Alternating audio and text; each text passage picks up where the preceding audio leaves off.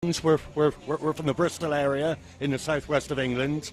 Back in the late 80s, there was quite a hive of activity there, indie pop-wise, and that's the kind of time we started, 1988, and we finished in 96. We did a few independent singles, including a single for Elephant Records here in Spain. Yeah, the Elephant Records release came out 94, 95, and there were also 3 albums for Vinyl Japan as well. Then in the mid-90s, we called it a day because people were starting to listen more to Oasis and Blur than they were indie pop. So the indie scene kind of died a bit. But then we reformed this year just for 2013 because it's the actual 25th anniversary year. We won't be doing it anymore after 2013, but we are love to be doing Spain here, and there's one in London and a few in the West Country as well. So some more. Hopefully during the course of the year we'll play quite a few times this year, and then that'll be it. I'm afraid that'll be a lot.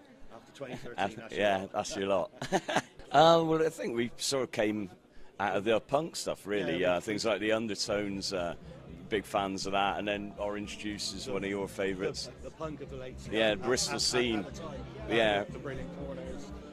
Groove Farm, Harpoons, bands that we would go and watch, and then we thought, wow, we want to be doing that, and so that's really how we came about. I think so, and I think the fantastic thing about the Bristol scene was the fantastic thing about the Bristol scene was that anyone could just get up and have a go. You could feel part of it. In those days, it was a really vibrant scene. There was no internet or anything, you must remember. Everything was correspondence, people writing to each other, people doing fanzines, flexi discs. We did a handful of them, and that was how you got yourself out there. And it's funny because people say, it must have been so hard, but in many respects I think it's easier than nowadays because everybody's doing it nowadays on the internet. In those days you had to make that effort, but it was such a vibrant scene that really held itself together.